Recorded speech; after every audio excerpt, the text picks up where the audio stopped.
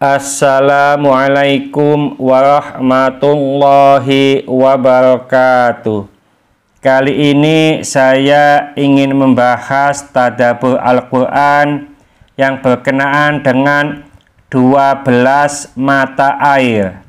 Hal ini terdapat di surat Al-Baqarah ayat 60. A'udzubillahi minasyaitonirrajim. Bismillahirrahmanirrahim. Wa idistasqa Musa liqaumihi faqul nadrib bi'asakal hajar fanfajarat minhu ithnata asyrata 'aina qad 'alima kullu unasim mashrabahum kulu washrabu min rizqillahi wa la ta'thaw fil ardi mufsidin. Dan ingatlah ketika Musa memohon air untuk kaumnya, lalu kami berfirman, pukullah batu itu dengan tongkatmu, lalu memancarlah darinya 12 mata air. Sungguh tiap-tiap suku telah mengetahui tempat minumnya masing-masing.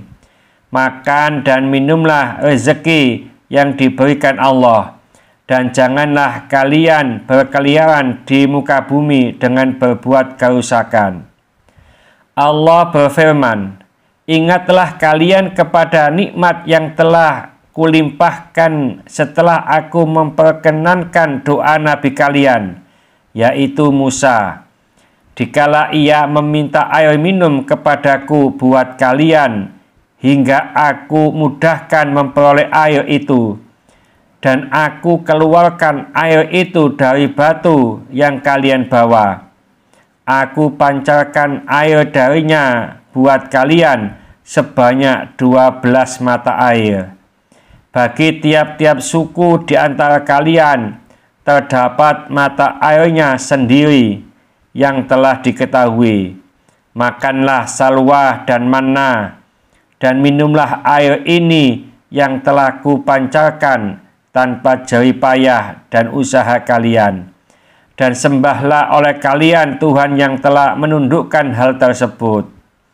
Wala ta'thaw fil ardi mufsidin. Dan janganlah kalian berkeliaran di muka bumi dengan berbuat kerusakan. Yakni janganlah kalian membalas air susu dengan air tuba. Kenikmatan kalian balas dengan kedurhakaan, karena akibatnya nikmat itu akan dicabut dari kalian. Para mufassirin membahas kisah ini dengan panjang lebar dalam pembicaraan mereka, seperti yang dikatakan oleh Ibnu Abbas radhiyallahu anhuma. Disebutkan bahwa di hadapan mereka diletakkan sebuah batu berbentuk 4 persegi panjang. Lalu Allah memerintahkan Musa alaihissalam supaya memukul batu itu dengan tongkatnya. Lalu Nabi Musa memukulnya dengan tongkatnya. Maka memancarlah 12 mata air. Pada tiap-tiap sudut batu memancar 3 buah mata air. Kemudian Musa memberitahukan kepada tiap-tiap suku itu mata airnya masing-masing buat minum mereka.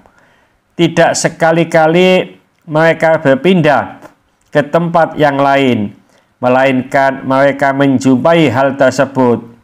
Sama halnya dengan kejadian yang pernah terjadi di tempat yang pertama. Kisah ini merupakan suatu bagian dari hadis yang diriwayatkan oleh Imam Nasa'i, Ibnu Jarir, dan Ibnu Abu Hatim, yaitu hadis mengenai fitnah-fitnah yang cukup panjang. Atiyah Al-Aufi mengatakan, dijadikan buat mereka sebuah batu yang besarnya sama dengan kepala banteng. Lalu batu itu dimuat di atas sapi jantan. Apabila mereka turun istirahat, mereka meletakkan batu itu, dan Musa memukul batu itu dengan tongkatnya. Maka memancarlah 12 mata air. Apabila mereka berangkat meneruskan perjalanan, mereka mengangkut batu itu di atas punggung seekor sapi jantan. Lalu airnya berhenti dengan sendirinya. Uthman ibu Atha al-Khurasani meriwayatkan dari ayahnya bahwa kaum Bani Israel mempunyai sebuah batu dan Nabi Harun yang selalu meletakkannya, sedangkan Nabi Musa yang memukul batu itu dengan tongkatnya. Qatadah mengatakan bahwa batu tersebut berasal dari Bukit Tur. Merekalah yang mengambil batu tersebut dan yang memikulnya kemanapun mereka pergi.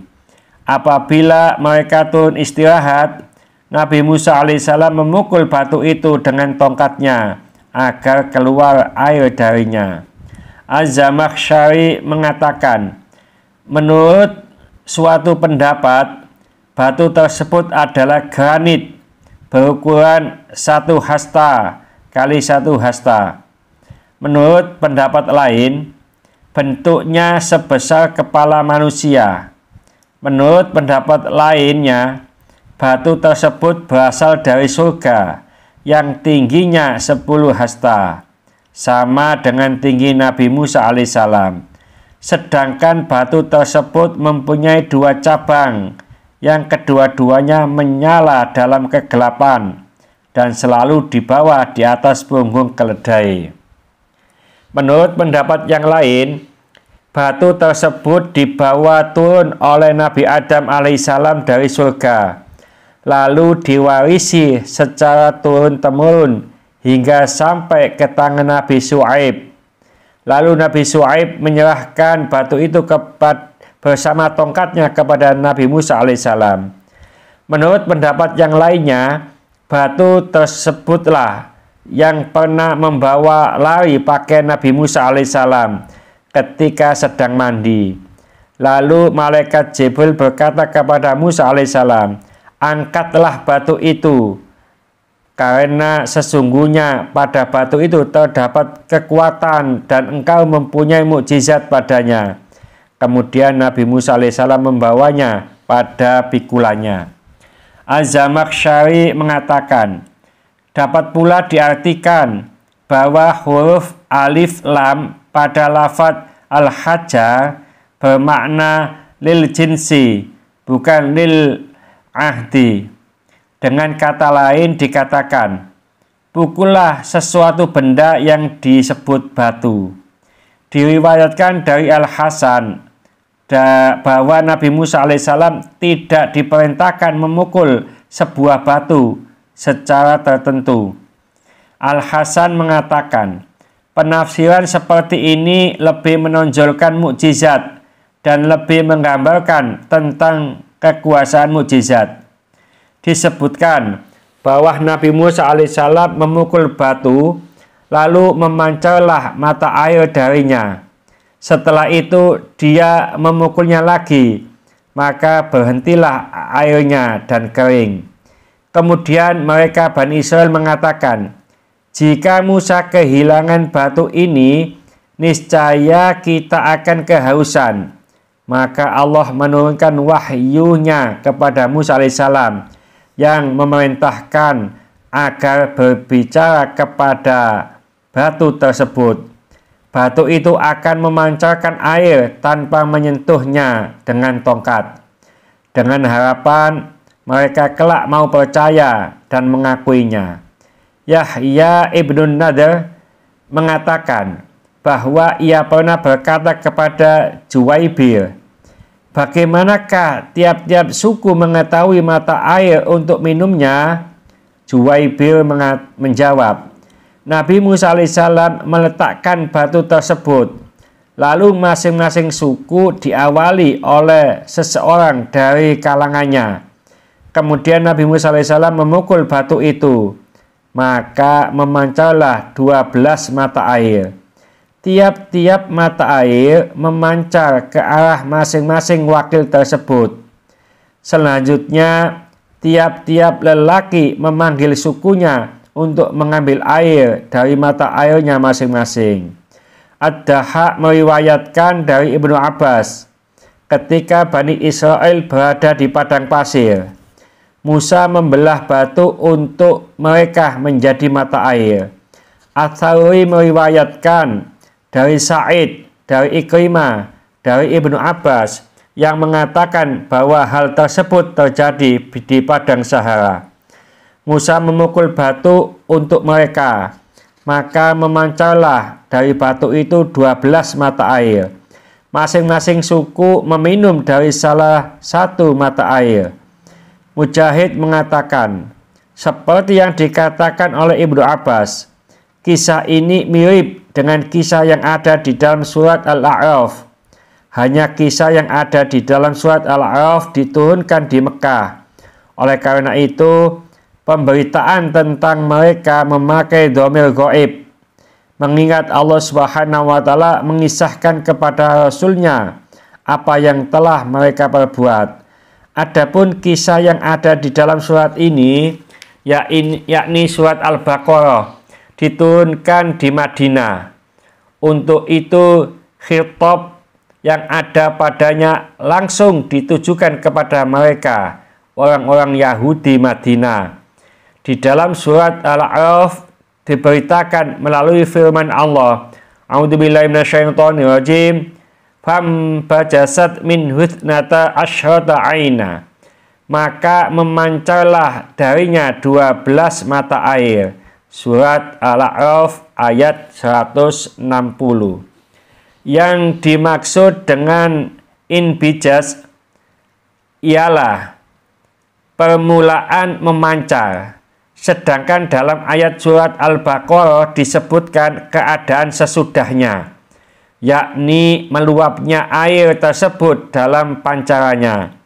Maka sesuailah bila dalam ayat yang sedang kita bahas ini disebut istilah infijar, sedangkan dalam ayat surat Al-A'raf disebut dengan memakai inbijas. Di antara kedua ungkapan terdapat perbedaan ditinjau dari 10 segi lafzi dan maknawi. Hal tersebut disebutkan dengan panjang lebar oleh Az-Zamakhsyari di dalam kitab tafsirnya dengan ungkapan tanya jawab. Memang apa yang diketengahkannya itu mendekati kebenaran.